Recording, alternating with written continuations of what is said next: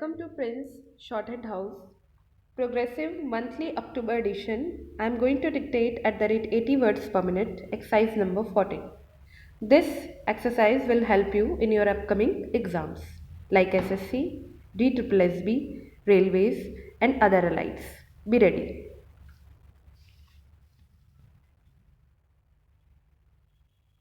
Start. One of our state which in comparison to others in more prosperous is Punjab, where there is hardly any big plant, but there are plenty of small industries.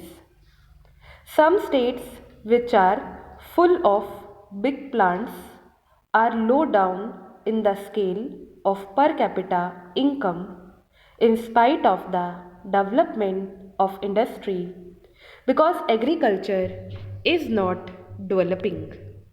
So I beg of you to think a great deal more about developing agriculture and as a part of the program of and reform.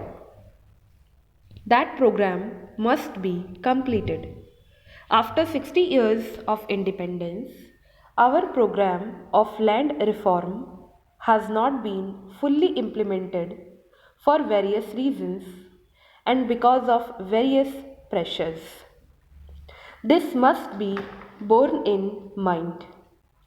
I hope you all realize that this business of planning, of development, is not a thing for each state to do by itself or for the center alone. It is an activity in which there has to be the fullest cooperation between the center and the states and between the states because real development cannot ultimately take place in one corner of India while the other is neglected.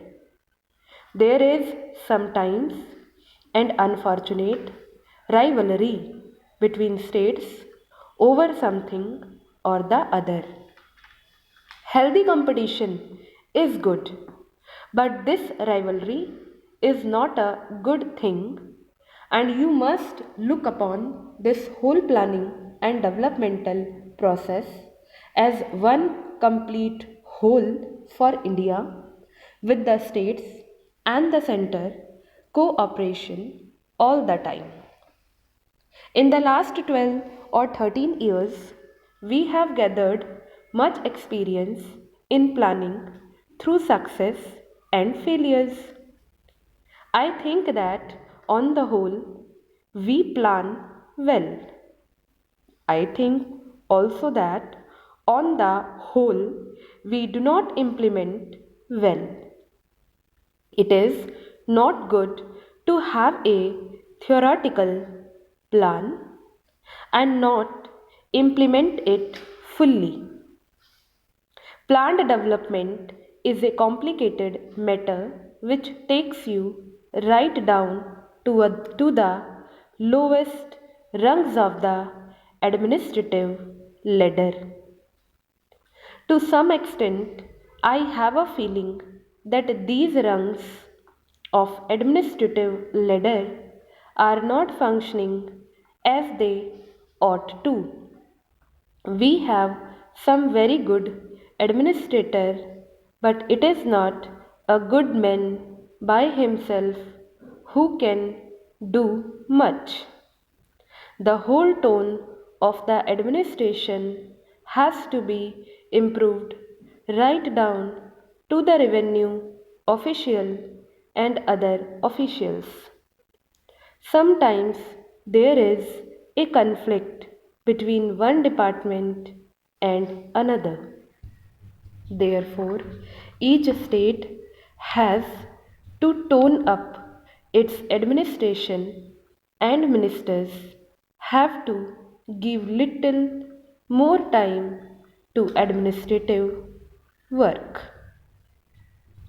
One of the things we have learned from planning these last few years, and this has been stressed in the third plan report, is the need for perspective planning. You cannot plan for a year or even for 5 years. You have to think 20 years ahead and work up to those objectives. What happens is that we plan for 5 years as if we are going to start a new scheme of things at the beginning of every plan. There is no such thing. Planning is a continuous process. If you have got to do something in the fourth plan, you have to begin here and now.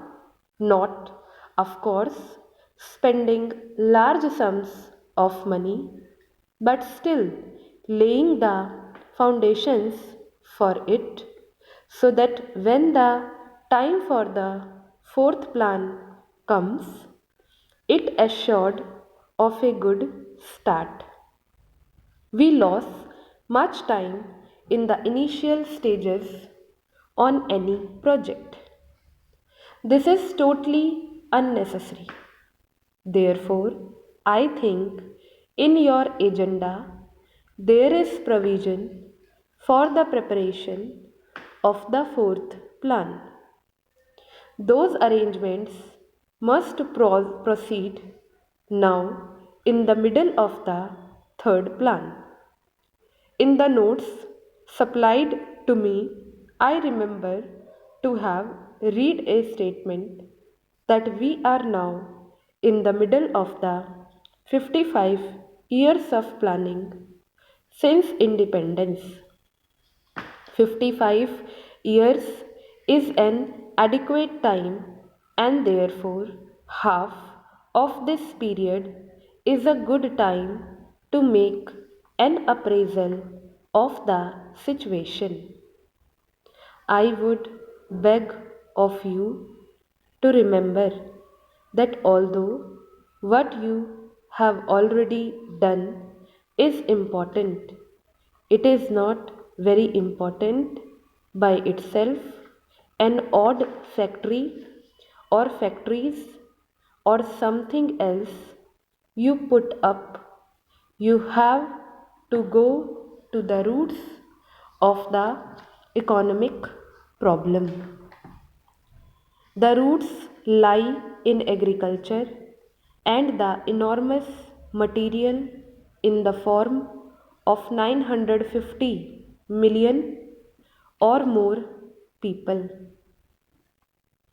The other most important things is training the people apart from top level scientists, technicians, engineers, etc. And we are getting more and more of them now. General training for the masses engaged in agriculture is necessary. That leads you to mass education. Education has no doubt increased. Unfortunately, I have heard that in some states the emergency has led to a slowing down in the rate of expansion of education. That I think is tragic. I do not wish to use milder terms because the whole progress of India depends on the educational apparatus from the bottom to the top. These are some of the things I should like you to bear in mind. We can't neglect education in case, because with that rests the future of the Indian people. Stop.